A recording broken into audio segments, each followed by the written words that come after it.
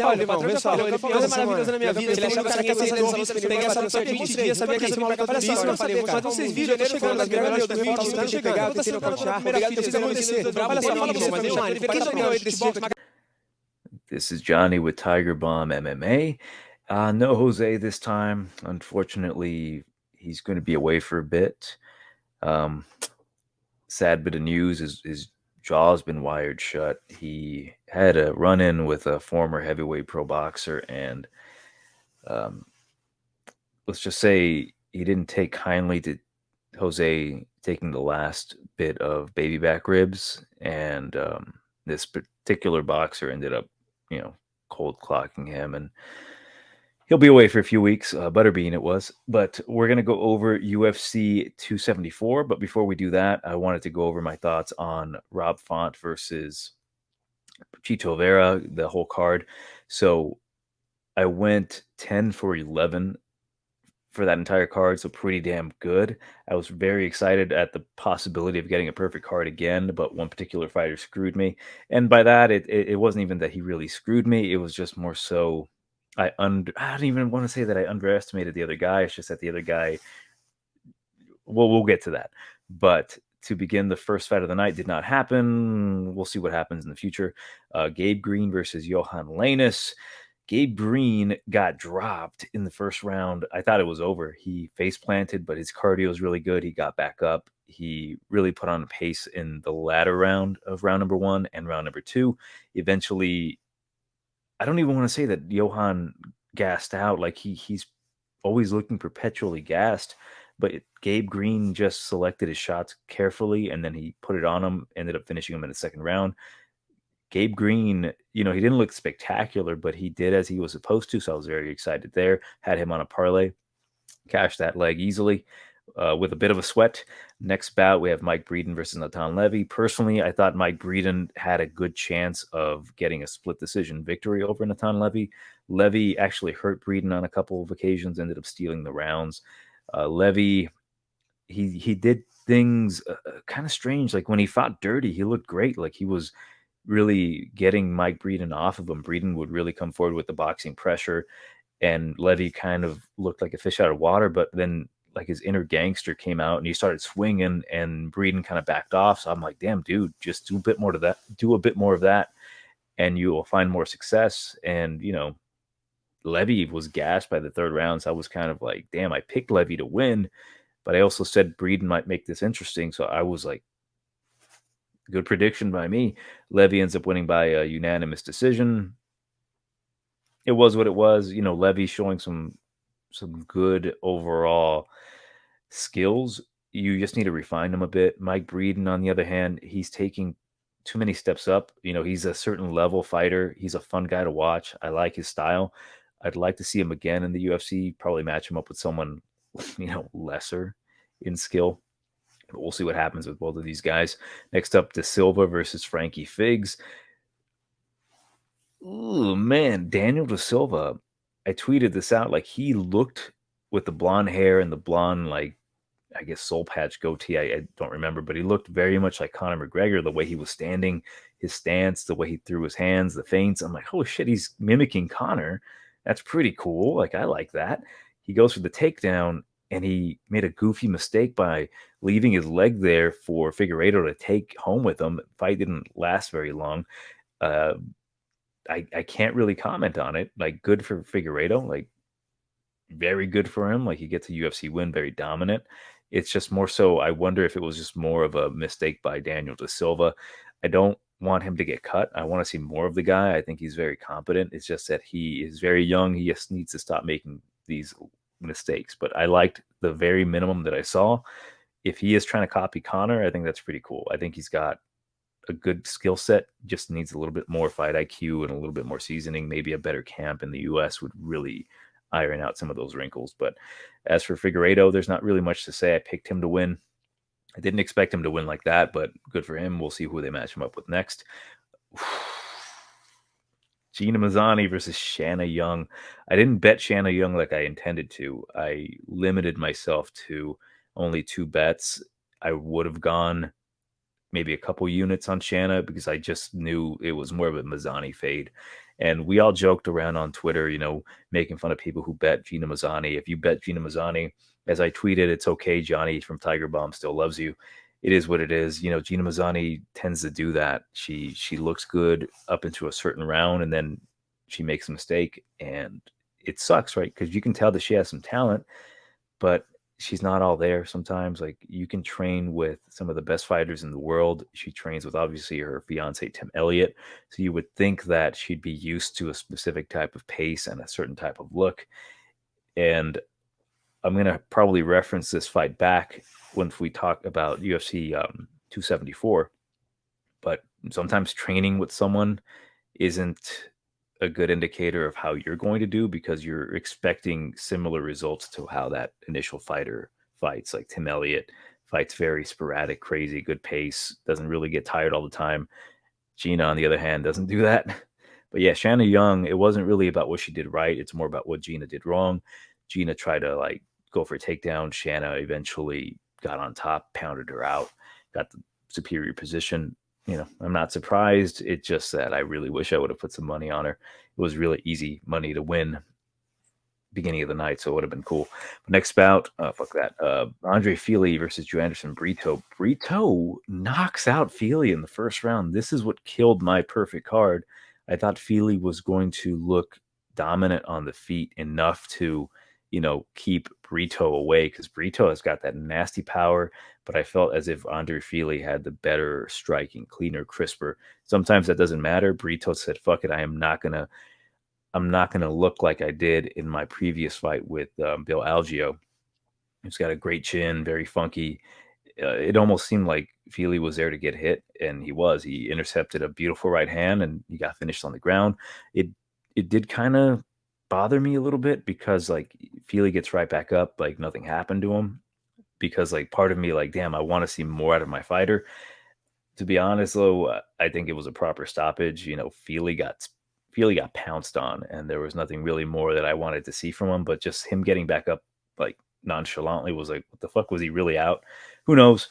But Brito looked like a destroyer, and sucks for Fili, man. Like, I thought he was going to do a lot better than he did. I would have accepted him getting knocked out in the second round or the third round, but in the first minute of the first round, I'm like, oh, damn, dude. All right. But no, it is what it is. So I would have preferred Brito losing, or no, sorry, Fili losing and killing my perfect, card prediction opposed to the next guys because I had money on them. Not this one. Not this one at all. Grant Dawson versus Jared Gordon. A lot was made of Grant Dawson's move to ATT, just kind of leaving Missouri and going down to Florida. And you were expecting him to look better. I didn't think he looked all that better. Like, he got the win. He got the finish over a tough Jared Gordon. And Gordon really proved to be a tough out for Grant Dawson. Despite him getting the finish at the end, Grant Dawson wasn't looking spectacular. He wasn't looking infinitely dominant against Jared Gordon. Gordon was putting it on him, landing at will at times on the feet. Grant kind of looked a little, I don't know, in between camps is the best way to put it. Like, he was trying to remember what James Krause was telling him, and then he was trying to remember what Mike Brown told him, and so he was getting his wires crossed. That's not exactly what I'm saying happened, but it almost looked like that. Like, what should I do here? What would, it looked off, but he goes to the wrestling and he looked good on the wrestling. Like, he got his takedowns. He was put in some dangerous spots by Jared Gordon. He got out of those chokes. And then in the third round, I don't want to say he broke Gordon because Gordon still had that decent gas tank. Grant just got the superior position, and he just got him in a good choke and got him out of there. So I was impressed by Gordon, and more so impressed by Grant Dawson's tenacity. Like, he mentioned in the post-fight interview that he was given an out. Like, he was in the deep choke, and he's like, "Here's my out. I can take it." And he's like, "No, I'm not taking this out." So I'm glad that he spoke about that. A lot of fighters do that, but they exaggerate, like, oh, how tight was the choke? Oh man, it was so tight, and I had to tap. He's saying it was tight and he chose not to. And I like that in a fighter, like his willingness not to give up. So props on both guys. But yeah, Grant Dawson looked good. Jared Gordon looked good. It's just like Grant got that superior position and he was able to make it work for him. So props on both guys. Mearshart versus Gatto. This one was interesting. Gatto looked like he was wanting to take Gerald Mearshart's head with him. He was pulling back and countering very well, defending the submissions well, going for his own takedowns. Krzysztof Jotko doing Krzysztof Jotko things. Mearshart looked frankly terrible. He didn't look like the type of guy that was willing to put it on the line to get a knockout or a submission. He just looked like a step behind. He couldn't deal with the movement of Jotko, and it really showed. And Krzysztof gets the win by unanimous decision. For a second there, I was worried, like, oh shit, is he really going to get the knockout? Is it going to ruin, my prediction for a decision? Because I would assume multiple people had Krzysztof by decision. Had he knocked out Gerald Mearshart, they would have fucked up a lot of things for him. But no, it ended up being a clear and cut decision for Jotko. Before I forget, Romanov versus Chase Sherman. Not much to say there. Romanov looked spectacular, got the job done. As I mentioned, 50-50 on what kind of finish he was going to get, either submission or TKO. For a second there, it's like, he's going to get a TKO. And then he's like, no, I want a sub. So he gets I can't remember if it was a straight arm lock or an Americana, but he gets the arm-based submission. So I know at least one person on Twitter was pretty pissed off that he didn't get the TKO. Next bout, Elkins versus Connolly.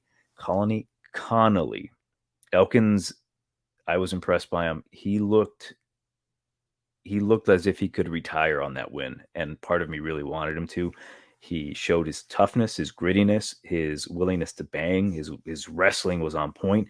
He had the triangle teeny body lock on Connolly, goddammit, a couple times. And Tristan looked a step behind. Like he just didn't know how to handle the wrestling. He just could not stop that relentless pressure. So Elkins really took a page from Pat Sabatini's playbook. And not even really fair to say that. Same basic game plan. Elkins is just a grinder. But that body lock, when I saw it, I'm just like, Tristan's having some flashbacks of 30-27s. But yeah, man, it was a good fight. And Connolly showed some good, choke defense. You can tell that he's not a terrible fighter. It's just that at this stage, he's just too old for this stage, and it kind of sucks. Like his prime is gone. His toughness is there. It's just that, the UFC might not be the best step for him right now. So he might get cut. Elkins, one more fight maybe in him, maybe two, but I really would have liked him to retire on this win because he looked great. He showed a dominant performance, and I don't know how good his chin is going to hold up with guys with more power. Arlovsky versus Jake Collier. Big Steve, you got fucked, but Johnny got to reap the rewards. Jake Collier, I thought he won that fight. As much as it pains me to say, because I had Arlovsky. He was my second leg of my parlay. I had a $20 parlay on Arlovsky, Gabe Green, and Chito Vera, and would have got me, I think, $100 and some bucks. So that was like my low end, I don't give a fuck parlay, which luckily it cashed. And I was prepared to say goodbye to that money. I'm like, it is what it is. My main bet on Chito is going to cash guaranteed. Like I was so confident in Chito that I was willing to accept $20 going down the drain. They read out this decision, and Arlovsky ends up getting it. I thought Jake, if I'm being honest, like how I describe it is that boxing judges ended up giving that fight to Arlovsky because he was implementing more of a boxing style. Like he was landing a good jab, slipping punches. He was getting touched up a bit. He was getting held up against the cage. Take that away, that control time, because the control time could look as if like a desperation strategy. Jake Collier, if he gets hit, his nose is bloodied up. That's a visual sign that like he got hit more. Even though Arlovsky, I think he got hit total more significant strikes if you really add up the clinching strikes against the cage, the knees to the legs and such. But first round I gave to Collier. Second round, I thought it was close enough that it could have gone either way, but I would have given it to Arlovsky. And in the third round, I thought Arlovsky looked good in the beginning, and then he started to make some mistakes, and then Collier landed bigger shots, but those bigger shots were like not pretty, and Arlovsky was using really good movement. And I think, like, as I mentioned, the boxing judges gave Arlovsky that round, the third round, at least those two, because of the more boxing oriented style that he had. And I think it doesn't have to make sense to you. It doesn't make sense to me. I still scored at 29-28 for Jake Collier, not at 30-27. Hell no, but at 29-28 for Jake is the more appropriate score. Would I call it a robbery? I don't feel comfortable calling it that. It wasn't like Jake Collier clearly won every single round. Like, he did get a takedown at the end, but he didn't do much with it. You know, being a judge myself, sometimes you have your own narratives when you're watching a fight. So if, say, for example, Arlovsky, if a judge sees Arlovsky land a good straight jab or just a straight cross to Jake Collier, which lands well enough, but not enough to rock him, and then Jake goes immediately for a clinch up against the cage, which I think he did at one point. Like, you can hear the impact of them just like, and he holds him up against the cage. A judge might think of that as like, oh, Jake Collier is slowing down the pace of the fight, and so that way he doesn't get hit, and that way he can land more strikes against the cage. That's what one person would think. Another judge might think he just hurt him so bad that he forced him to wrestle. He's losing this round. So I'm just giving it a general explanation of why I think he ended up winning the fight, Arlovsky, that is. If I'm judging this based off of MMA, Jake Collier won it, but I'll take the win. I'm happy. I got my money. Final fight, Marlon Vera destroys Rob Font. And I hate to say that because Rob Font fought a beautiful fight, lots of volume. But Chito just found a way. Like, Chito was inevitable, and he fought exactly like I expected him to fight. Very gritty, very dirty, and very smart. He blocked everything. He made sure that Rob Font kind of overthrew sometimes. And then Chito found the perfect counter to hurt Rob. And it sucks to see Rob do that chicken dance, right? He doesn't deserve that. He does not deserve to be doing that consistently for 4 rounds in a 5-round fight. And that's what Chito did. Like, he was essentially losing every round. He lost the first round clearly, like, no debate about that. Rob Font just put on the pressure. Chito wasn't able to hurt him in the first round. Second round, Chito hurts him pretty badly. He could have finished him, but time ran out. So it was a close round, clearly pendulum towards Rob Font, but Chito hurting Rob and nearly finishing him visually just swings it clearly 10-9 for Marlon. Same thing in round number 3. You know, Rob Font, despite getting hurt every round, he would come back and he fought his heart out. And that was like, it was hard to see his face look like that, because it's like, damn, dude, you're a professional fighter, you're giving it your all, and you're taking this much damage. Like, I know you missed weight. It was hard to see. You know, I like Rob. I just didn't feel like he deserved to keep going out there after getting hurt. Like, I don't like seeing a guy get hurt consistently every round, nearly finished every round. And Marlon, you know, he did what he had to do. Like, he didn't end up finishing him. It went to a decision, but he looked fantastic. He looked very much so like a 5-round championship fighter. Very scary guy, absolutely scary guy. And I'm looking forward to seeing, hopefully, Rob Font move up to 145, just fill out his frame a bit. Those leg kicks that he was eating didn't seem to fully bother him. He was still moving well, still throwing the jab. His jab is fantastic, man. He was landing some punches on Marlon Vera that I'm like, damn, if this was anyone else, he would have knocked him out. And there was a part of me that thought, there's a good chance Rob Font could just pull it out of his ass. And how would that feel if Rob Font ends up knocking out Chito Vera in like the 5th round after a cumulative damage? Like, I would have lost multiple units, but part of me is like, that'd be kind of cool to see, just to see him come back with that messed up face and maybe he starts crying. Like, it would have been a fantastic moment. But Marlon is inevitable. As I mentioned, he didn't look beat up at all. As much as he was getting hit, he was blocking things very well. High guard, more or less, a lot of punches were touching the elbows. And, you know, the guy showed his versatility. He hits him with a knee that nearly finishes him up. I didn't actually get to see the kick that landed on Rob's face that dropped him in the 4th round, but that was impressive. And there was a moment where Chito could have finished Rob on the ground, and he ended up choosing not to. He just kind of played footsie on top, kicking his legs. the explanation that he gave was that he didn't want to kind of overextend himself and get caught or anything. When I saw that, I'm like, is Chito so much of a fucking savage that he's waiting to knock him out cold in the 5th? Like, TKOing Rob isn't good enough for him. Like, he wants him out cold. I'm like, maybe that's something Chito would do. But yeah, it was a fantastic fight. Ended up leaving with like 11.5 units. It is what it is. It was just a good night for me. Funny enough, I was on Tapology ranked number 1 in the world for predictions for a while. I actually ended up being number 3.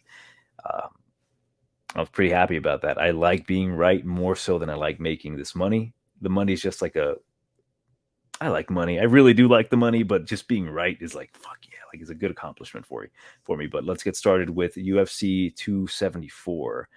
A lot of good fights. I did a good amount of research, and I think I got a pretty good read on it. Yeah, Gaethje versus Oliveira.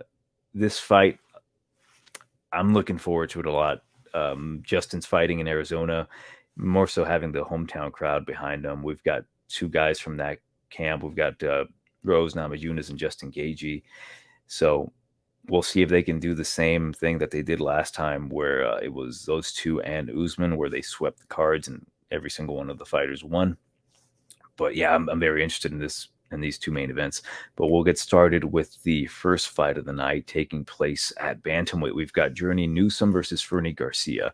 And currently the odds on this one have it in favor of Garcia, -160. Comeback on Newsom is a +140. For this one, like, I wrote a ton of notes on it, but I'm going to just be very blunt. I think Newsom has a very good chance to be one of the better dogs in this fight, because after watching extensive tape on Fernie Garcia, being that this is his UFC debut, I don't think he has the adequate skill set to fight a guy like Journey Newsom and get a decision win over him. Like, he can potentially knock him out. There's always going to be the threat of the knockout from Fernie Garcia, who has very good boxing, very good pressure, but he doesn't throw a lot of kicks. He's susceptible to kicks.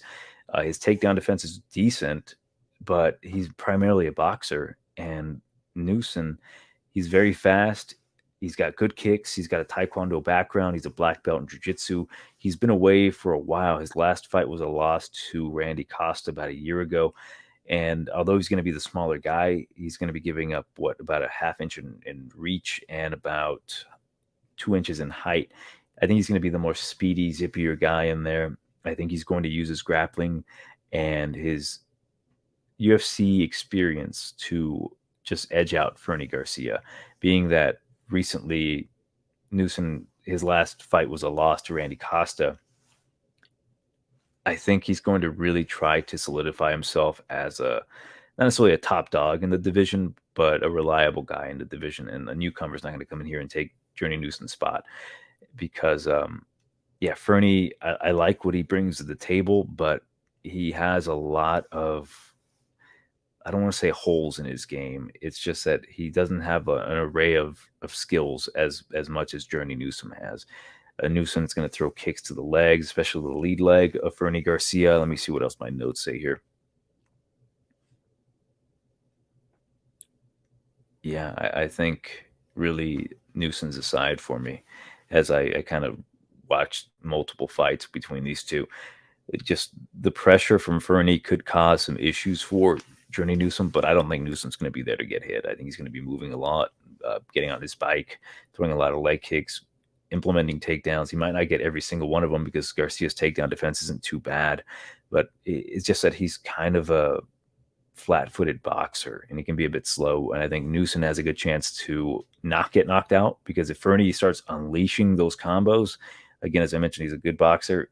There's a chance he can get knocked out, but to be honest, because Fernie doesn't throw kicks, I've noticed that the issue with Journey Newsom is that he does get kind of blindsided with kicks, left high kicks to be exact.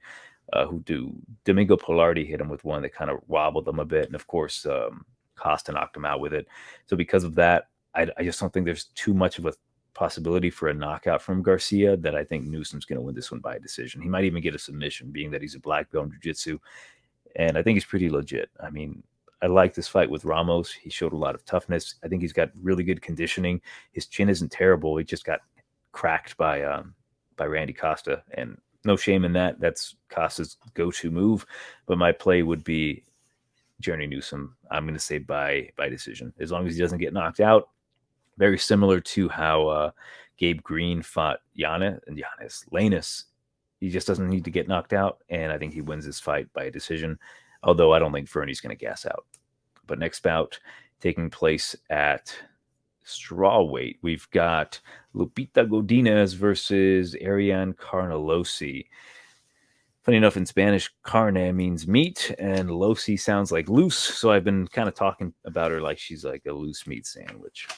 But currently the odds have it in favor of Godinez, who is a minus 200. Comeback on Carnelossi is a plus 170. Being that it's women's MMA, it can be tough because Carnelossi's not bad. Like, she's got a good win streak going right now. She's got wins over Na Liang. That fight was so much fun. It was the first fight of the card that opened up. What was it? UFC something, Usman versus God damn it, I can't remember. I'm sorry, guys. But it was the first fight that opened up the card of, I guess, a live crowd for the UFC. So the crowd went ballistic for that fight. Na Liang looked pretty decent up until she gassed out. And Carnelossi took advantage of that. Same thing with her fight with Estela Nunes. Nunes threw a lot of volume, but she eventually got tired. She was more easier to catch. Carnelossi gets her down. What I like about Carnelossi, that might be, I guess, a good side to go with if you're wanting to take the dog, because with women's MMA, if you take the dog, a majority of the time you're probably going to end up being in the positive. But Carnelossi's a strong girl.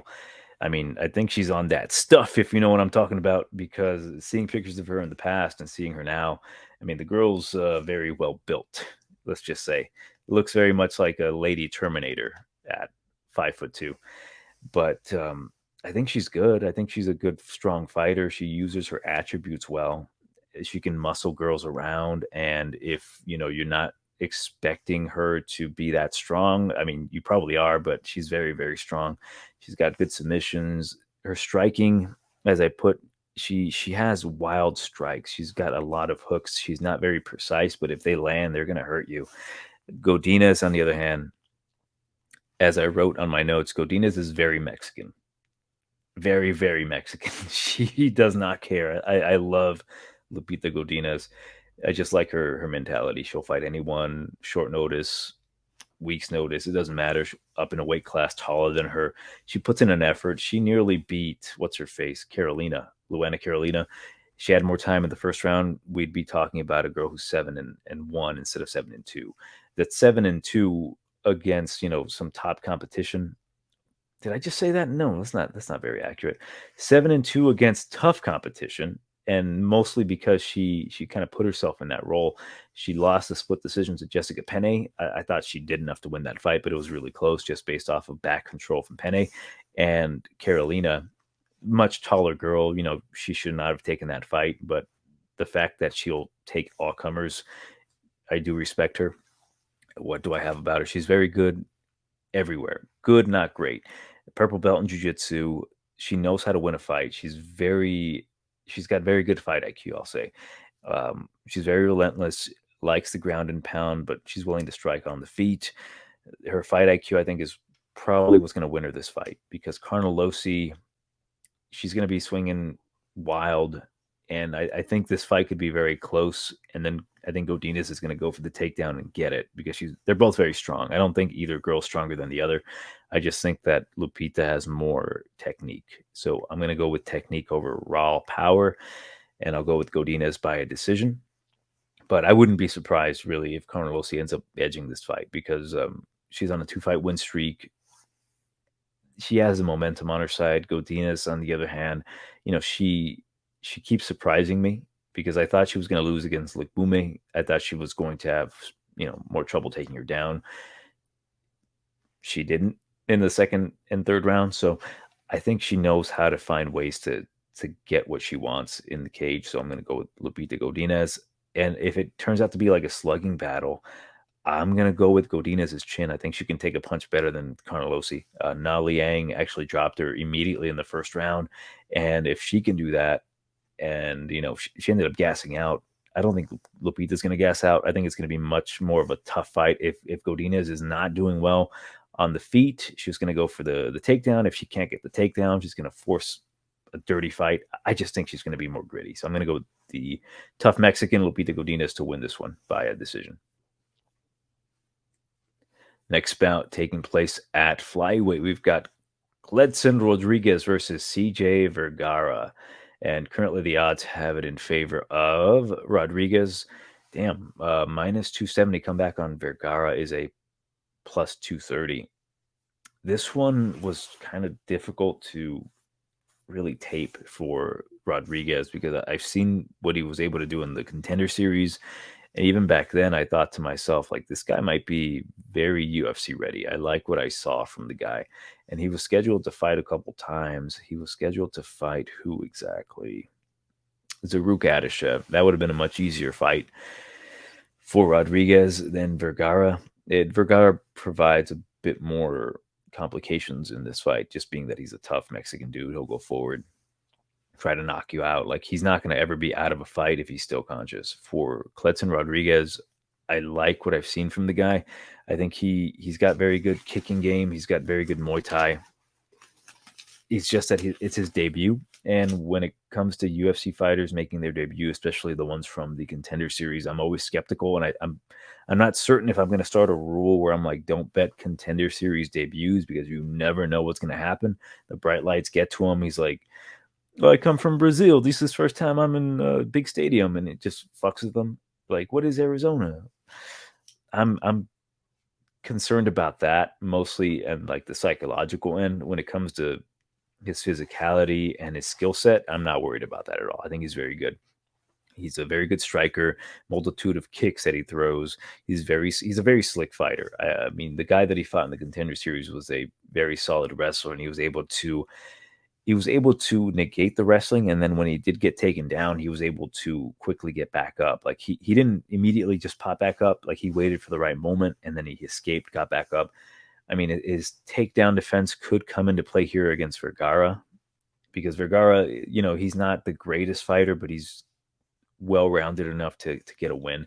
And I think his fight with Ode Osborne, it showed his immaturity in the cage, because Ode was much faster than him, and Vergara just mostly tried to strike with him, and he should have tried to grapple more with him because he was having success in the third round with the grappling.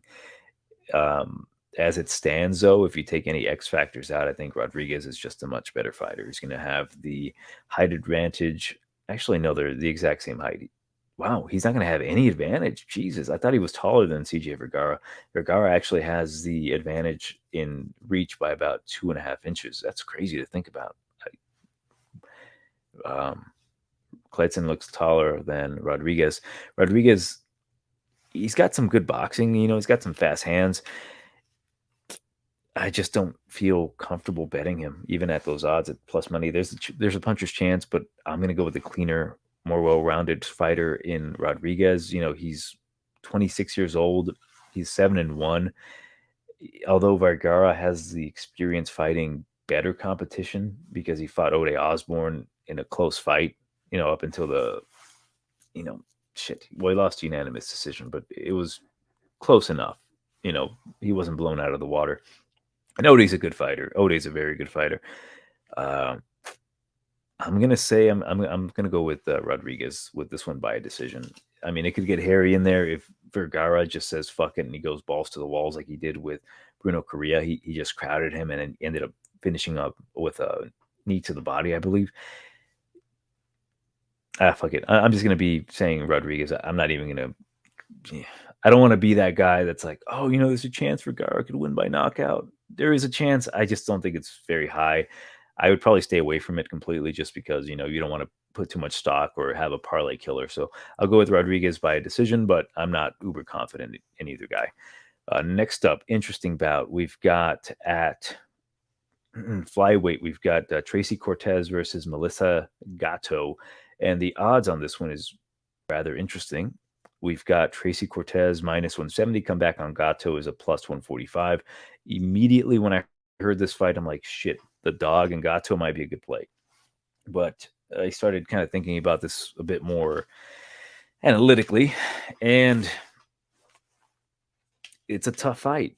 I think definitely there's some value on Gatto as a dog because as a wrestler, Tracy Cortez obviously wants to take it to the ground. Her striking is not very good. It's very bad. Like when she tries to strike, like it's just painful to see. She went to a split decision with Justine Quiche, and I just did not like what I saw. I just didn't like that at all. So immediately I'm thinking, yeah, Gatto is very live here for submission, maybe even a decision if she can just keep it on the feet if it doesn't get taken to the ground because of Cortez's hesitancy to try to play jiu-jitsu with Gatto.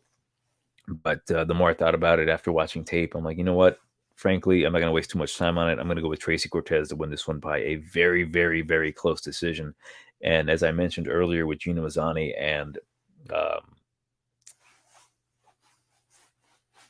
Awkward MMA, oh my God, Tim Elliott, sometimes when you are married to someone or you date someone, you expect that skill set to be transferred over to the other fighter.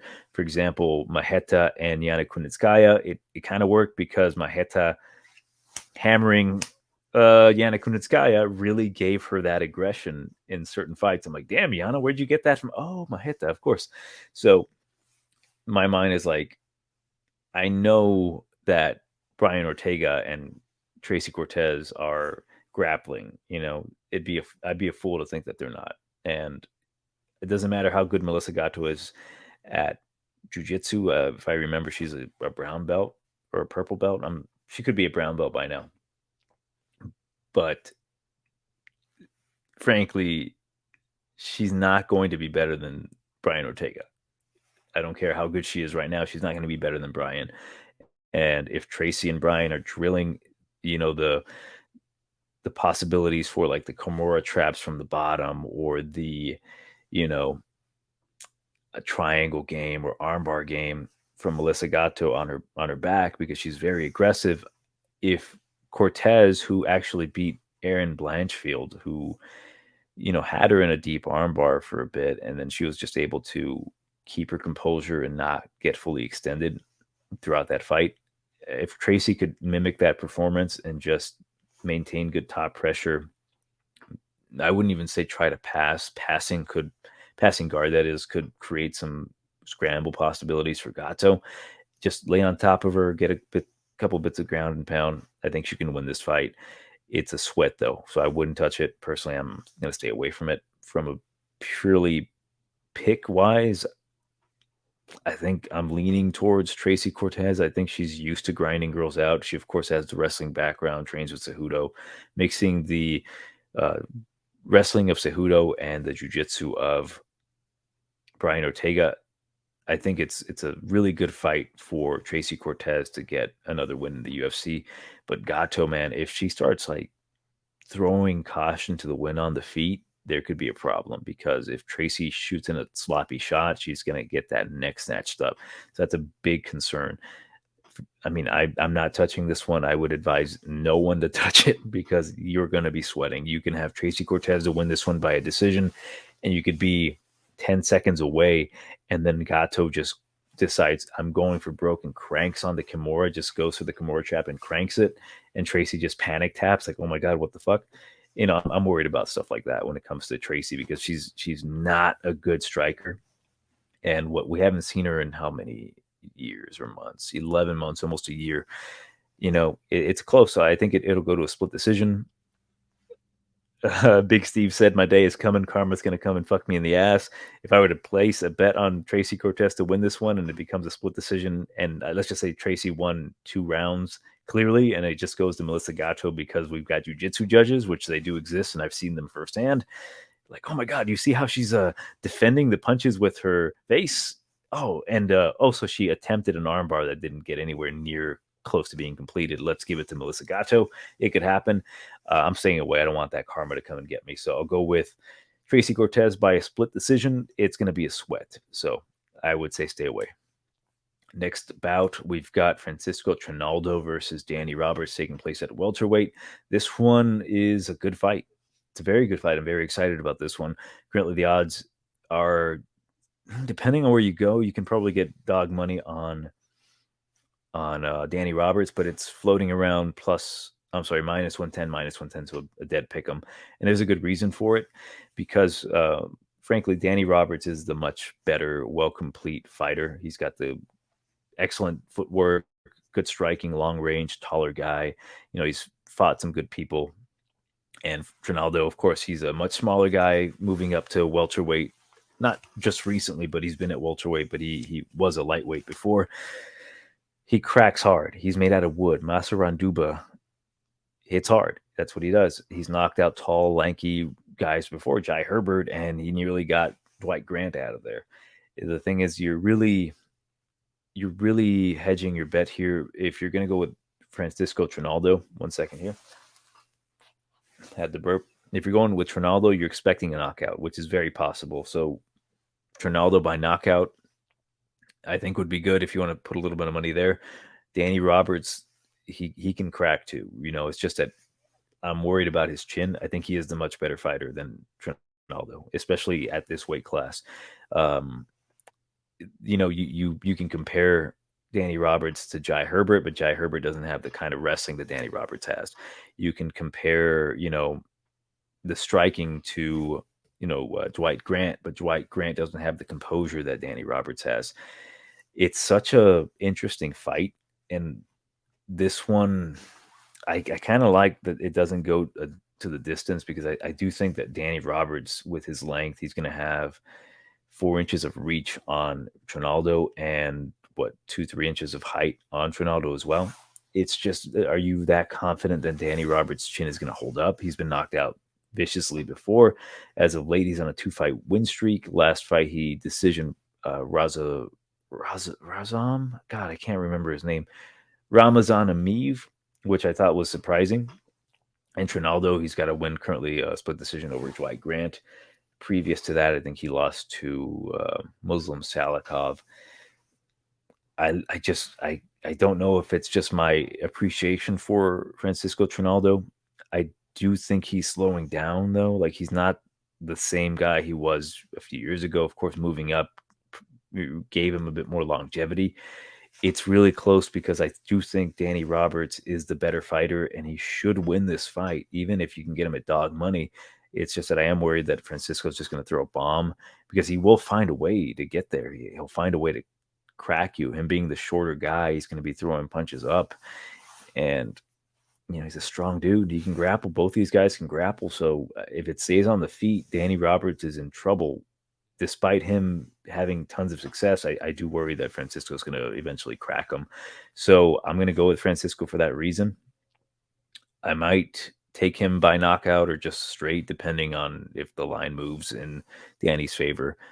I would like dog odds on Trinaldo, but I'll go with Trinaldo by, I would say, second round TKO. I think he eventually finds Danny Roberts. My biggest worry about going with Danny is that he could be having tons of success on the outside, and he might get a little too comfortable, and then he gets left hand straight down the pipe, knocks him cold, and then he gets finished on the ground because Francisco's a tough guy, and he's really hard to finish. So, yeah, Francisco, second round TKO.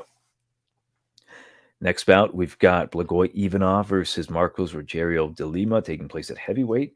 This fight is also very interesting. There's a lot of, not spectacular card, fights, I should say. Oh, my God, guys, we have to get up early to watch Blagoy Ivanov fight Marcos Rogerio de Lima. How old are they? Oh, Blagoy's 35 and de Lima's 36. They're young boys at heavyweight. It's not that kind of fight, but they're just interesting fights to watch just because the styles are going to make the fight. But currently the odds have it in favor of Ivanov. Minus 155. Comeback on de Lima is a plus 135. I don't know if I just said plus 155. Minus 155 for Ivanov, plus 135 for de Lima. This one was fascinating to me because I had to ask myself a question about Rogerio de Lima, and that is this his time? Is he finally putting things together? Because we know what he can do. I mean, he might look super unassuming because he looks like the Brazilian Mr. Clean, clean shaven, bald head, but the guy can crack, man. Like I've really underestimated his abilities in the past because, of course, he's been ragdolled by Romanov in the past. He eventually got forearm choked, and he's beaten some decent competition. But as of late, it just seems like he's putting things very much so together. And training out of ATT, looking at his Instagram, I know he's training his wrestling. He actually looked pretty good against Romanov up until a certain point because he was stuffing takedowns, getting back up, destroying the legs. This guy's leg kicks are brutal. His kicks in general are fantastic. So I like what he's been able to do as of late, and I do wonder because Ivanov, he's got the black belt in judo. He's got the history with combat sambo. It's just that he's very inconsistent. In the past, if you would have told me like a few years ago, who do you think is going to win this one, I would have gone with Ivanov all day. And I think it's a very winnable fight for either guy. And when it comes to that, I need to go with the dog in that case, being that it's heavyweight, being that De Lima snatched away one of my parlays because I bet Ben Rothwell and he knocks him out immediately. I have to respect the power of Marcos Rogerio de Lima. He has got the 2-fight win streak. He's got momentum on his side. Blagoy absolutely needs this win if he wants to stay in the UFC. But man, like he's had it kind of rough. Like he's never been knocked out before. He's been finished by Drago Alexander Volkov. I was going to say Volkanovski. Back in Bellator, I actually saw that fight live, and I was hearing about like how Blagoy beat Vador and Sambo, and how he got stabbed in the gut, and he came back, and then he gets submitted. I'm like, oh shit! But the guy's not very, very dynamic. He can definitely win this fight if he's able to get it to the ground. I don't necessarily think he's outmatched on the feet. He's just not as powerful, not as fast. And I mean, he can take a punch, he can take a kick. It's just I don't know if Pizarro de Lima is going to make it easy on him. If you're going with de Lima, of course, if he gets tired, which with the clinching ability of Blagoy, there could be that possibility. It's just that they're big boys, and the way that Marcos kind of bum rushes you, there's always a chance he can get Blagoy out early. He's not been knocked out, but there's always a time for that. There's always a possibility for that in heavyweight. I'll take a shot on the dog at dog money in the Lima. I'll say maybe a second round TKO. Those leg kicks that he lands are absolutely brutal. It's a great weapon. Knowing how well he did against Romanov, despite what happened to him, getting choked out by the big boy, I think he's going to have enough to stuff any takedowns from Blagoy up until like maybe the third round. He might get taken down, which would be concerning. Maybe a live betting opportunity there if Blagoy makes it to the third. But I'll go with De Lima to win this one by a second round TKO. I think he can get it done. Next bout, holy crap, fight of the night for me, taking place at flyweight. We've got Brandon Raw Dog Royval versus Matt Danger Schnell. And currently the odds have it in favor of Royval. Cool. I mean, I respect the odds, but they're a little out of my price range. Minus 250 for Royval. Come back on Matt Schnell is a plus 205. For this one, I'll be upfront. I'm a big Royval fan. I'm a Raw Dog fan for life. I love what this guy does. When you're watching fights and you are at the gym and you're working out or you're running on the treadmill and you think like, oh man, if I was a fighter, what would I be like? I'd like to think I'd fight just like Royval, just jiu-jitsu, crazy stand-up, flying knees, elbows. The guy is so much fun to watch. I live vicariously by him. I want him to win the belt. Fucking mean mug. I just love the guy. I just love everything about him. Matt Schnell, I've always had criticisms about Matt Schnell. Of course, his chin, his hesitancy to fight. That fight with what's his name, the guy that Royval just beat, Bontarin. It just really put a sour taste in my mouth because I know how much better Matt Schnell is than that, and just him losing a decision by like being I don't want to say afraid because he's a professional fighter. He's not afraid to fight, just hesitant. DC kept saying it, like he's taking pictures out there. He's waiting too much. And it just really bothered the hell out of me. Like, dude, Schnell, what the fuck are you doing? Just go and fight. He's very skilled. Your jiu-jitsu's good. Don't be afraid to play jiu-jitsu with Bontarin. I know he's been knocked out multiple times before, and Bontarin hits hard. Just don't be afraid to go out there and put it on the line. And he wasn't. He laid an egg, and I wasn't a big fan of that. And I've criticized him in the past in different fights when he was going to fight Perez. I'm like, dude, I can't pick you. You might have a ton of value on your side, but I just can't pick you officially. It's just, I can't. But the dude's had, about a year layoff? Oh, wait, the wrong guy. Pardon me. How long has he been out? A few months, right? He was scheduled to fight, what's his face? Perez. Yeah, about a year, I would say. I didn't have much notes on here other than the fact that it's going to be fight of the night possible. I think it will be if something crazy happens.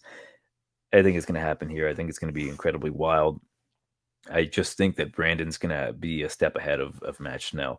It's a very winnable fight for Matt Schnell because Royval, depending on which version comes up, if it's the more reserved guy, there's a good chance that Royval just gets beat to the punch because Matt Schnell has some fantastic striking, really good hands, really fast, good hands.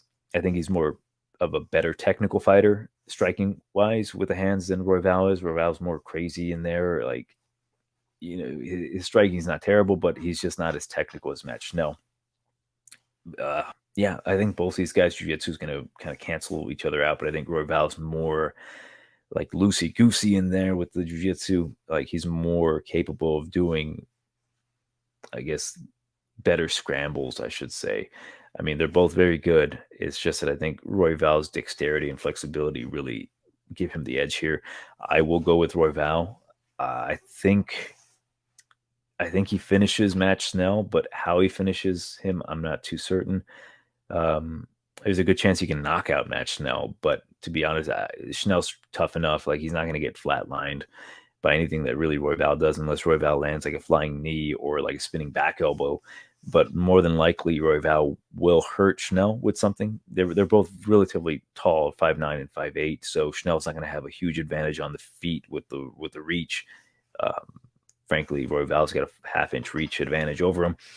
So Royval probably hurts Schnell on the feet with something, and he ends up catching him in like a guillotine or some sort of choke.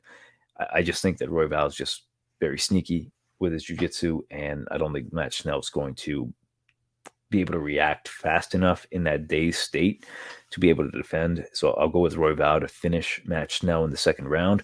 I mean, I would prefer it to be just a complete grappling battle on the ground, scrambles. Royval goes for an armbar, gets reversed, gets his back taken. Royval fucking rolls forward to get away. It'd be so fucking cool to watch. But I think Royval and Schnell are going to kind of keep it on the feet for a bit, and then Royval is eventually going to catch Matt Schnell. So I'll go second round TKO for Royval. Next bout, Macy Chiasson versus Norma Dumont. It's women's MMA. I didn't really want to put too much effort into this one, to be completely frank. But currently the odds have it in favor of Norma Dumont. Minus 240 comeback on Chiasson is a plus 200.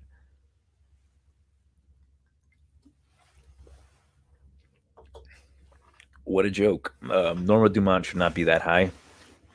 Chiasson, it's Macy Chiasson. I don't know what to say. It comes down to, will Macy miss weight? She missed weight in her last fight at 145. Not a good look. She didn't look great. If you want my honest opinion on Macy, I think she at 135 was bullying much smaller girls.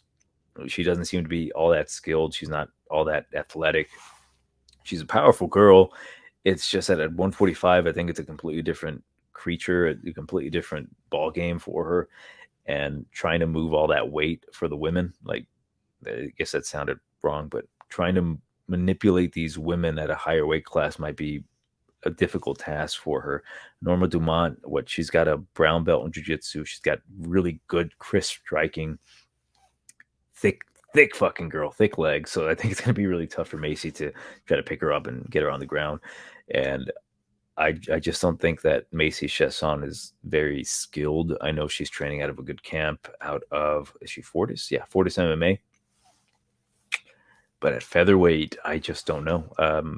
Norma Dumont, I think she's fought the better competition. She's fought a former title challenger in Felicia Spencer, beat her by split decision. She looked good. She more so out-volumed her.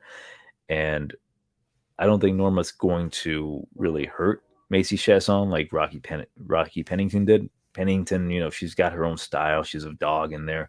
Norma's much more a reserved counter striker. We haven't seen much of her jiu-jitsu, but, you know, she's got that in the back pocket. She's got good enough takedown defense. Again, she's got a really big base, if you know what I'm saying. Good footwork for a girl. But I just think I'll take Norma Dumont by a split decision. Macy, despite my thoughts on her being very low skilled, she still possesses good attributes. She's a tall girl, 5'11", 72-inch reach, compared to the 5'7" of Norma Dumont with a 67-inch reach.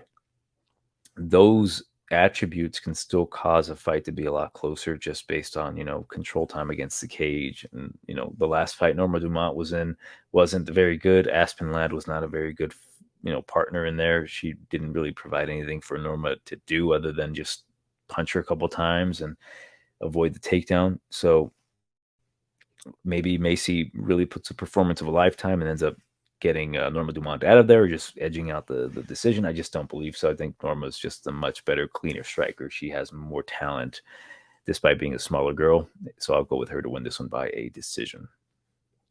Next bout, I believe this is the main event of the prelims. We've got Randy Brown versus Chaos Williams taking place at 170.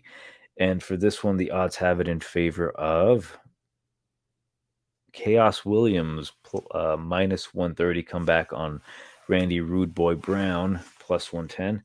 This one was also an interesting bout because I'm like, am I just going to go with Chaos Williams because he's got that death touch, the dim mock, if you will? Speaking of dim mock, look at my fucking Bloodsport shirt.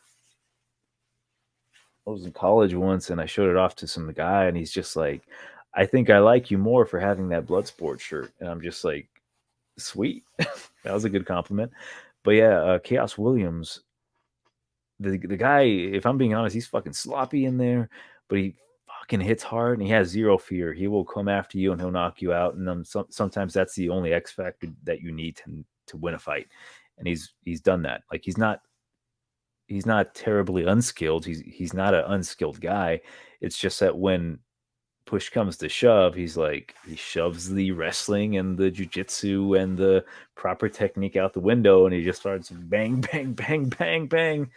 And that gets him the win sometimes, and I can respect that. Randy Brown, he is the more technical guy, the longer guy, 6'3", with a, funny enough, 1-inch reach advantage compared to the 6-foot-tall Chaos Williams. I think it's a perfect fight to have in the prelims main event. We've got two guys that are just both very good, high ceilings for both relatively young, 31 for Randy Brown, 28 for Chaos Williams, which is crazy to think because when you remember Randy Brown came into the UFC from Dana White looking for a fight, he gave the perception of being very young. He grew up in the octagon. He wasn't ultimately very skilled. Or not skilled, I'm sorry, but seasoned. He didn't have too many fights, and now he's fighting great competition. He's got wins over Alex Oliveira, Jared Gooden, where he looked fantastic against Gooden, minus the leg kicks. Leg kicks he was eating were a problem, and he submitted Warley Alves. He TKOs Brian Barberena. He's got some good wins on his record, but Chaos, on the other hand, like the fact that he can pull that out of his ass, the Berserker barrage, and get you out of there, man, it's insane. It's a very similar fight like to the one he had with Miguel Baeza. Very similar attributes. Tall guys use their reach very well, both powerful. It's just that eventually Chaos finds a way to touch you on the chin, and if he touches Randy Brown on the chin, I think it's a good night for him. And part of me really thinks that Brown is going to hesitate because once he feels the power of of Williams, I don't think he's going to want to engage. If Chaos was smart, he would use leg kicks because, Jared Gooden was eating up the lead leg of Randy Brown. And, Gooden just looked a little too small in there against Randy Brown. He was just unable to really catch him with the fists. Chaos, on the other hand, he's not going to be the much smaller guy in there, even if he's got a 3-inch height disadvantage. Chaos can close the distance immediately, and Randy's going to be running away. And I predict that. So I'll go with Chaos Williams to win this one by a second round TKO. First round might be a good round for Randy. Like, I got this in the bag. Just don't mess up, because Randy's got some good footwork. He's frankly the much better. I think I wrote that down. Brown is a much better fighter, but Chaos's power is a lot to handle. Seeing him sleep a guy usually makes people kind of hesitant sometimes. So I think Randy might be like scared to death once he feels that power after I wouldn't say that. I think Randy's going to do well in the first round. Second round, he's going to feel that power a bit more because the corner of Chaos is going to give him some good advice, like getting a read. And then Chaos is just going to throw that fucking read out the window and just go berserk, hurt Randy. And then Randy's just going to crumble in the second round. So I'll go with Williams to win this one by a second round TKO. I mean, like as I mentioned, I think Brown is a much better skilled guy, more technique, but Chaos has fuck you kind of power. And that fuck you kind of power can beat a lot of guys, especially if you don't really trust their chins. And Randy's been knocked out before, so I'll go with Williams to get a brutal knockout in the second round. And for the opener to the main card, I got rid of that whole, break. So like, share, subscribe, do as you please. Be beneficial for us if you did. I would say more so follow us on the Discord. I think the Discord is just a lot of fun. I like interacting with all the cappers from around the world, mostly from Australia, which kind of throws me off that we have Australian fans. Even to this day, I'm like, dude, that's crazy. Like, that we're a small channel, but we've got people from Slovakia, Australia, and this little known place called Wisconsin. But yeah, like, share, subscribe. But let's get started with the main card. First card opener for UFC 274. Is it a retirement fight for Donald Cerrone? I'm not 100% sure, but we've got Donald Cerrone versus Joe Lauzon. Say what you will about this fight, I'm actually very excited to see it. I think it's an adequate fight. Both guys are, legends in their own right in the lightweight division. Joe Lauzon, of course, known for just being an absolute marauder when it comes to the jiu-jitsu. If you sleep on this guy, like Melvin Guillard did, he's going to take your neck. Cowboy, of course, we know what we know about him. He's got excellent striking. And then if you think you're going to take him down, he's going to get you in an armbar and break your arm like he did to Mike Perry. Both of these guys, say what you will about them, say what you will about their recent fights and who they've been fighting and how they've been losing. They're legends in my eyes. And for that reason, no bad pictures of them. Just really badass pictures of them, as you can see here, both covered in blood. Not much to say about this one, really. It's like, it's a 50-50 fight. I would advise, of course, not touching this one. I wrote down kind of a breakdown. We've got 39-year-old Cowboy versus the 37-year-old Joe Lauzon. Both guys are pretty damaged. They've got a lot of miles on them. Both guys are very adequate everywhere, right? Joe Lauzon may not be the most dynamic fighter, but he's a very smart guy, and he's got the jiu-jitsu in the back pocket, and he's got power in his hands. He's knocked out some good people in the past. And being that they're both damaged, either guy could knock either guy out. Of course, Donald Cerrone's got the better technique when it comes to the multi-tools that he has, the kicking game, the elbows. He's going to be the taller guy in there, 6'1" compared to the 5'10" of Joe Lauzon. I'm interested to see if this actually gets extended to a decision, because there's a good chance either guy could knock either guy out. There's a good chance either guy could submit either guy. And it's going to be a fun fight. And I think it's very adequate. And despite it being like, why do we have these geezers on the main card? I do think this has a good possibility to be like the sleeper fight of the night. Like, it could really steal the thunder of like a Royval and Schnell. and even the main event, because just both of these guys knowing that their time is running out, especially for Cowboy, who hasn't had a win in a long time. It could be his like perfect swan song for him. And if he can get a knockout or he can finish Joe Lauzon, it'd be nice. I think Joe Lauzon might still have a bit more left in the tank than Donald. Donald, I think he's ready to ride off into the sunset. So I'm going to go with, and it's going to sound crazy, I'm going to go with Donald Cerrone, just because he's fighting a guy who is, I don't want to be a dick, but just kind of like in his own geriatric division. They're both adequate opponents for each other. You can't give young guys to Donald and think he's going to give them a vet lesson. No, these guys are just going to be too athletic for Donald. And now he has Joe Lauzon, who is not athletic to begin with.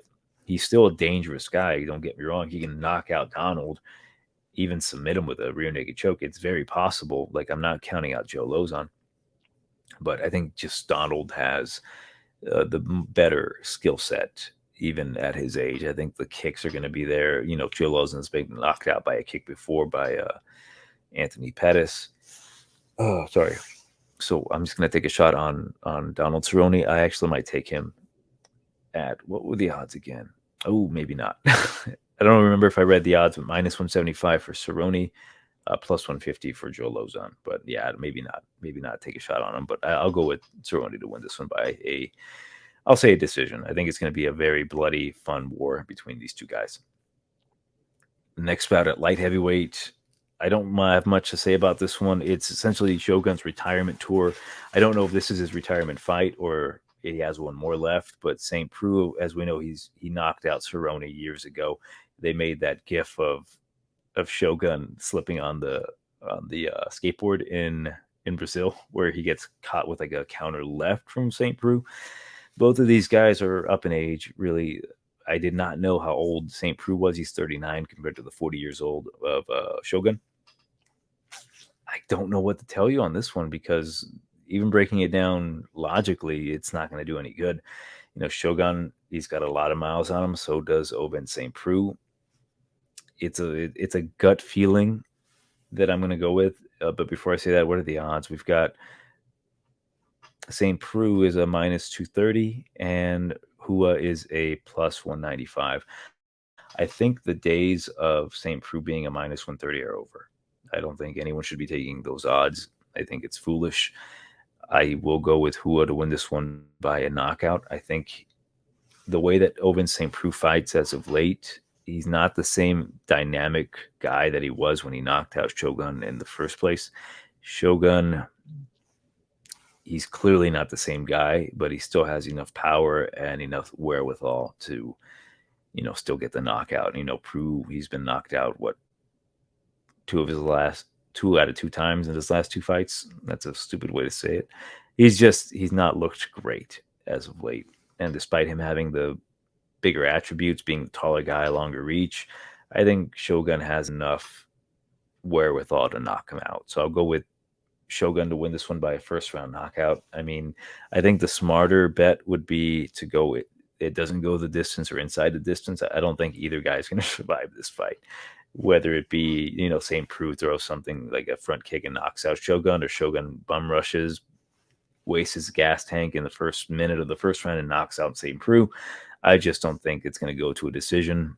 If it does go to a decision, it's going to be an awful, awful sloppy decision. But, I don't take this fight too seriously, so I'm going to go with Shogun first round knockout.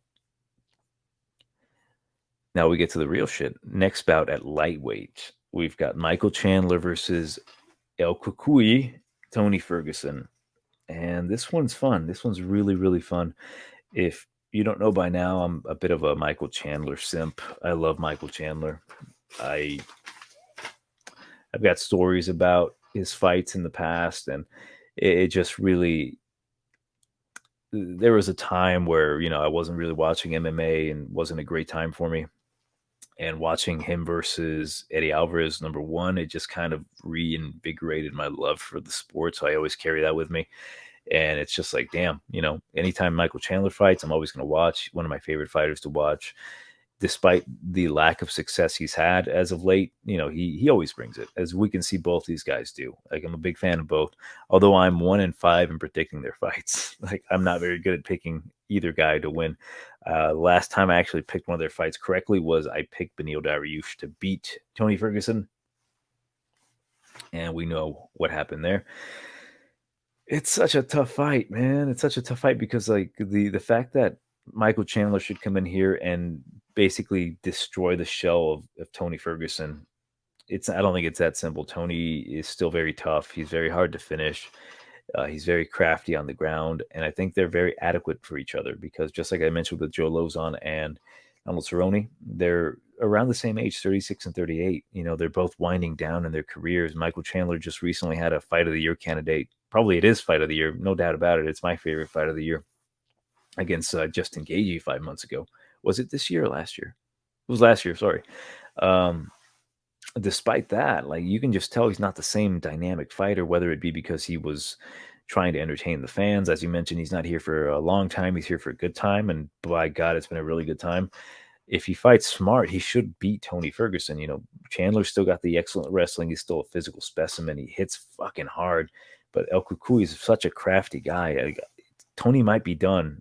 He's on a 3-fight losing streak, and he's not able to defend the takedowns like he used to. He's not able to be as effective on the ground as he used to, and it sucks to see, right? But he still has 2 hands, and he can knock out Michael Chandler. Michael's been susceptible to getting caught before. We've seen it time and time again. It's just that I don't know, man. Like, I personally don't feel comfortable laying chalk on Michael Chandler. I don't remember if I mentioned the odds. I didn't. -400. Jesus mother. No, it's one of these fights. It's been priced out. You can definitely, if you would like, take a shot on Ferguson to get a finish. It's very possible, as much as it pains me to say as a number 1 Michael Chandler simp. It's very possible. So there's a chance there. Just don't go ballistic with the line saying that, oh, Tony's going to knock him out for sure, choke him out for sure. Essentially, the Dana White privilege fight, as we know, they've got a bit of a history between them. I don't know where Tony's headspace is at, because he's, a little weird. He's a very weird guy. I've met him before, and I asked him a simple question, and he looked at me funny. And then he took 4 seconds to answer the simple question. I'm like, all right, Tony, first chill.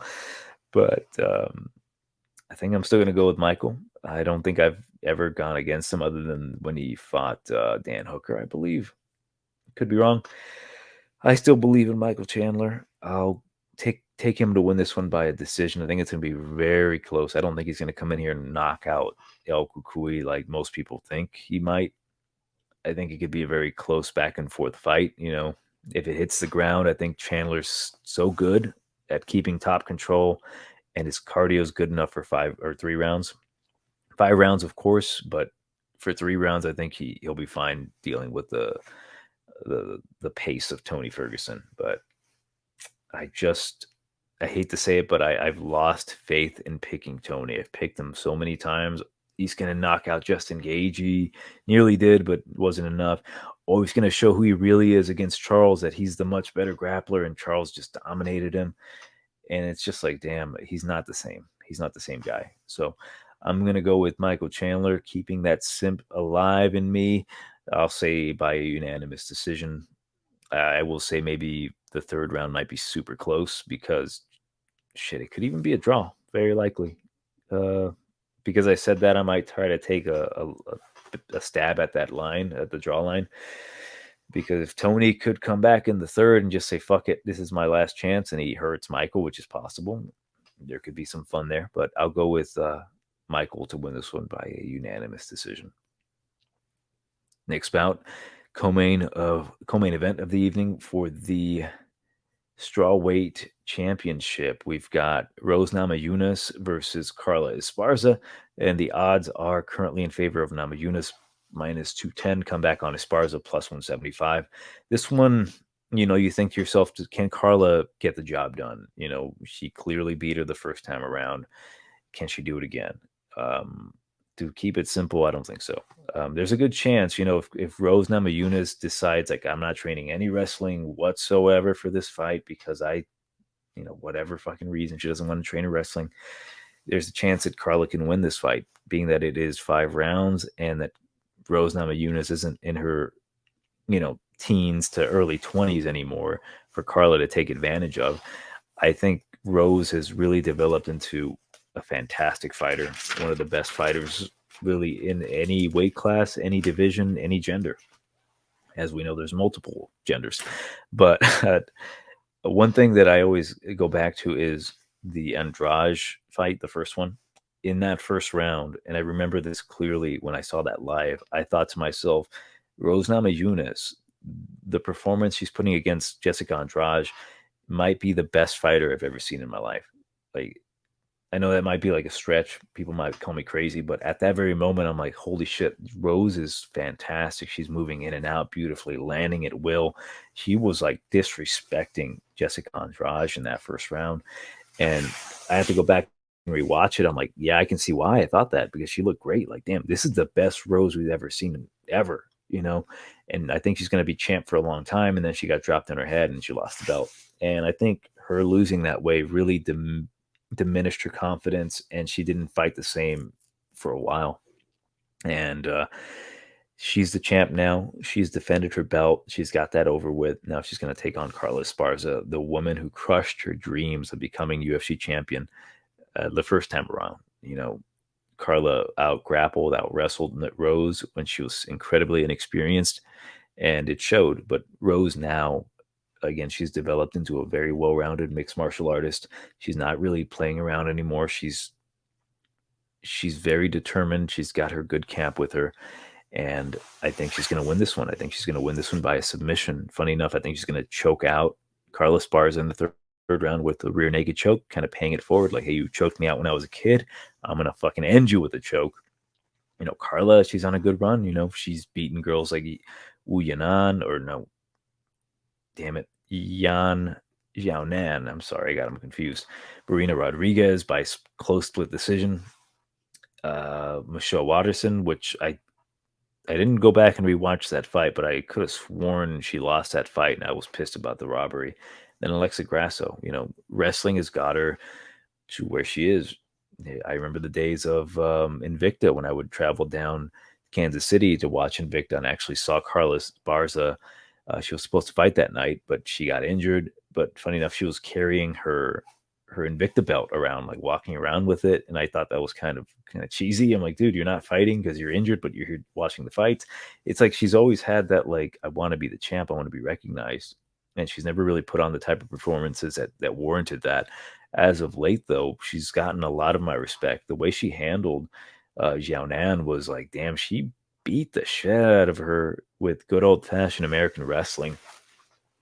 And that's really what she brings to the table, is just her wrestling, her pace, good right hand. But other than that, I just don't see what she brings to the table against Rose.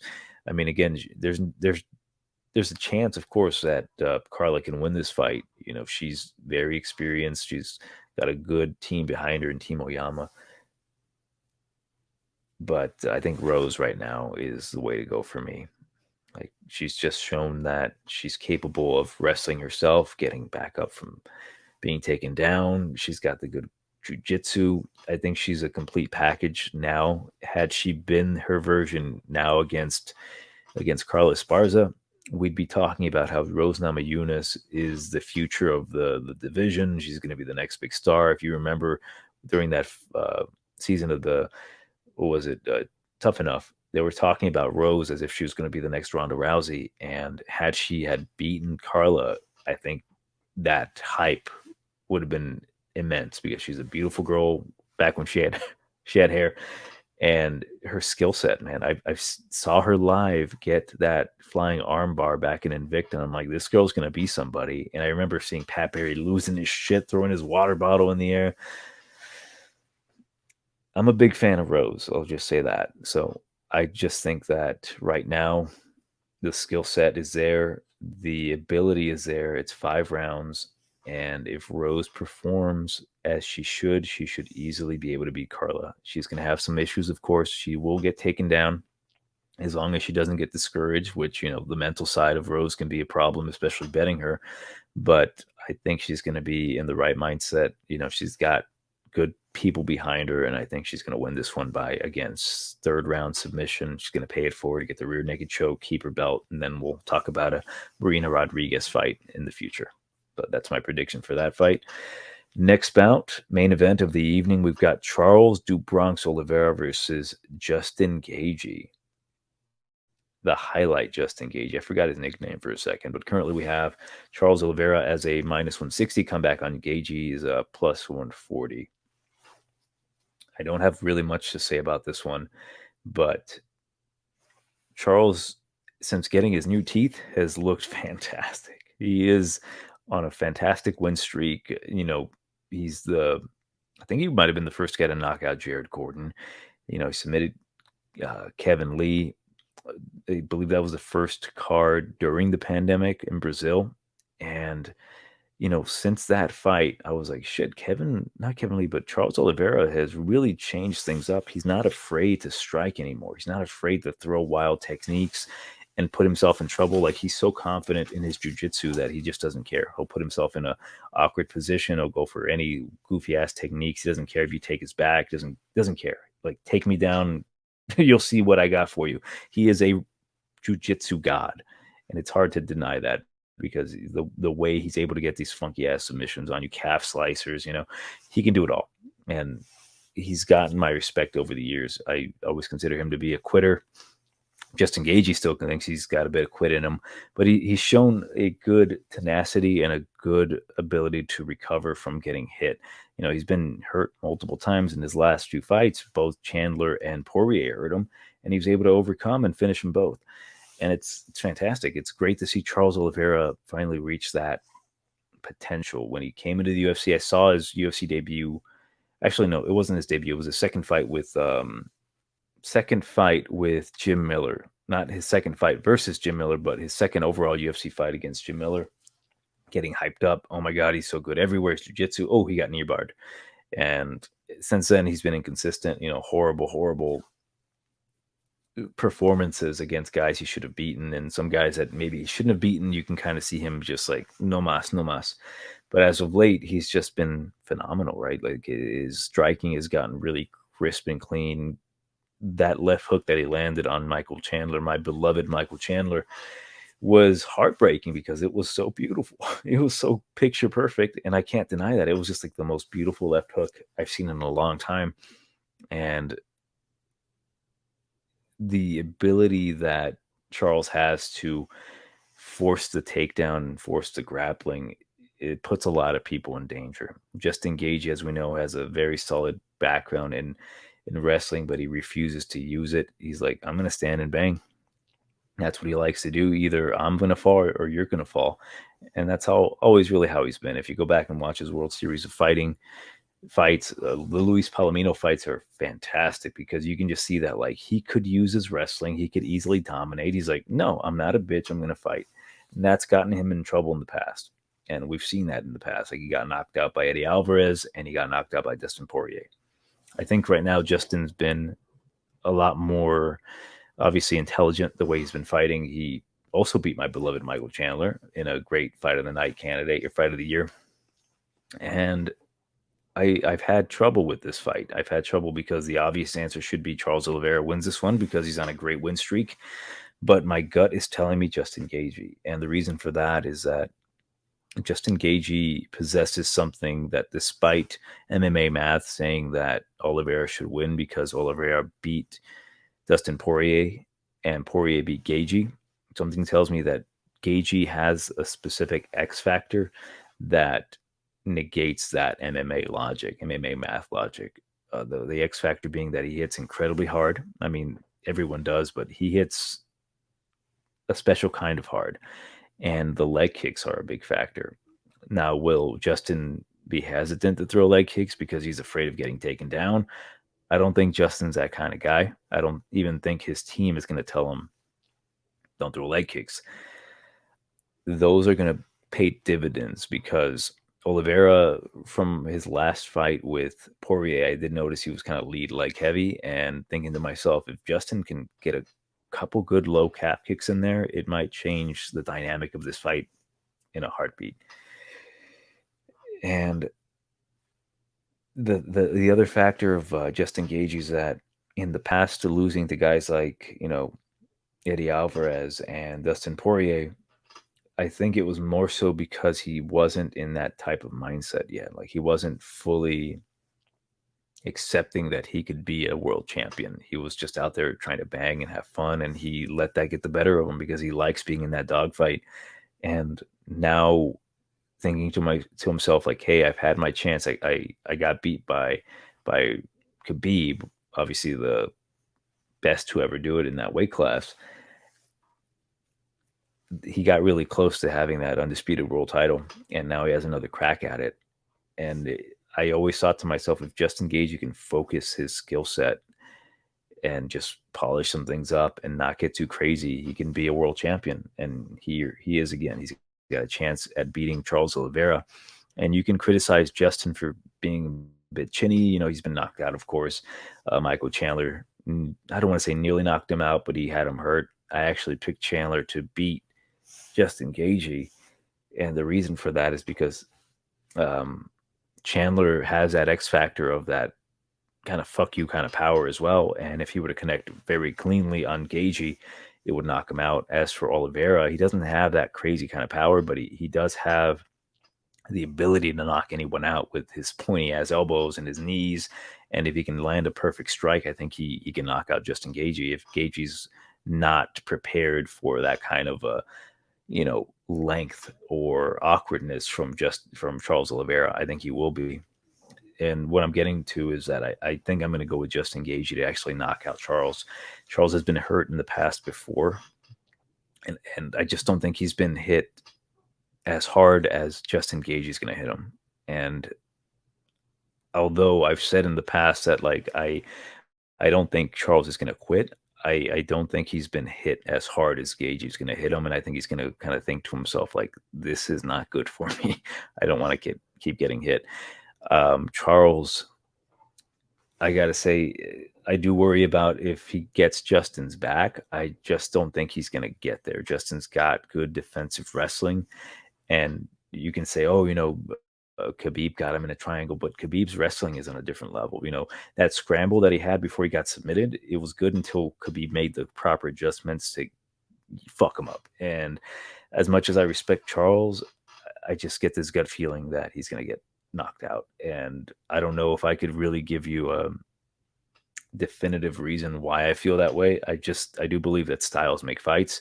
If you want to joke out of me about it, is that Charles Oliveira being blonde now, blonde Oliveira has been on a rampage for a while now since going blonde, but Justin's already fucking blonde, so he's in a world of hurt. It's going to be a great fight. I'm very excited for it. It could bite me in the ass. I'm going to take a shot on the dog. I'm actually going to put a couple bucks on Justin Gaethje to win this one.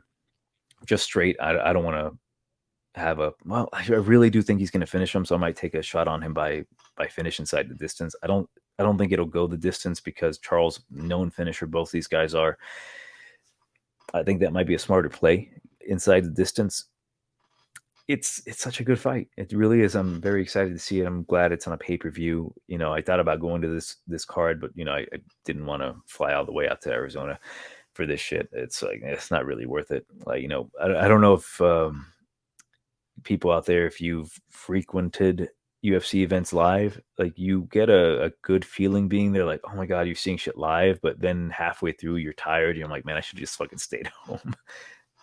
But yeah, it's going to be a great fight. I'm excited for it. But yeah, my official pick will be Gaethje by a second round TKO. I think he's going to land maybe 2 or 3 good leg kicks because, Charles is going to really try to time the leg kicks to get a takedown, but Gaethje's not going to overdo it. And eventually, the compromised Charles, not severely compromised, but the compromised Charles is going to fall for like a left hook or something. It's going to crack him. So I'll go with Gaethje second round. TKO. As for Jose, he did give me his pick. He is going with Charles. He does not like Gaethje. He doesn't respect his skill set. He does believe that he's a little off, if you know what I mean. And I understand if Gaethje does decide to, like, say, bang it out, it's like a 50-50 self-destruct move. He's either going to pay dividends for him. He's going to get the win by going berserk, or he's going to get caught by Charles, either coming in with a good counter that leads into a rear naked choke or a guillotine. it's a fun fight. I'm very excited for it. But let's move on to talk about possible parlays. So, this one is interesting because there's a couple good fights and good fighters that I believe are going to win, but I feel a bit uncomfortable putting them in parlays. I just don't want to make the wrong decision. But if I were to go with good parlays, you know what? I don't think I see a lot of value on parlays because I'd just be kind of grasping at straws and I'd be too worried about one of these people kind of fucking me over. But if I were to go with straight bets, I'd go with Journey Newsom to win at currently my particular bookie, my local bookie has it at plus 145 for him. I like those odds. Justin Gaethje plus 135 for him. Michael Chandler, I don't think so, man. I like the Lima. He's currently plus 123. So I've got a couple dogs in mind. I wouldn't put them all together in a parlay. I will do that, but I wouldn't do that like, what's the word I'm trying to use? If you're wanting to make money, don't do that. I'm going to do that just for fun. But let's just say, damn, even Norma Dumont, like I feel confident she'll win, but it's women's MMA. Let's just say I'll go with Chaos Williams to win in one leg of my parlay. I think he'll get it done. Brandon Royval to win in the second leg.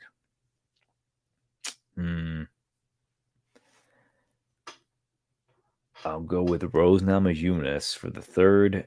And damn, Trinaldo, St. Preux, Pledson, Rodrigues. So that 4-leg parlay, Williams, Royval, Namajunas, and Rodrigues gets me currently around a 383 plus 383. So of course, $100 will get me 483. I might end up doing that. Not going too deep on that. I just don't feel fully confident in each individual line. I kind of like my dog straight picks over anything. I might do a couple prop bets, but we'll see what happens. Like if you want to list what you think are some good plays on this particular card, if you agree with what I think, leave it in the comments below as always. But yeah, that's been Johnny from Tiger Bomb MMA. Jose again, not here today, but he'll be back soon once his jaw heals after Butterbean knocked his fucking block off. But again, Johnny from Tiger Bomb MMA. Like, share, subscribe, leave a comment, all that good stuff. And as always, fuck Oberg. Good night.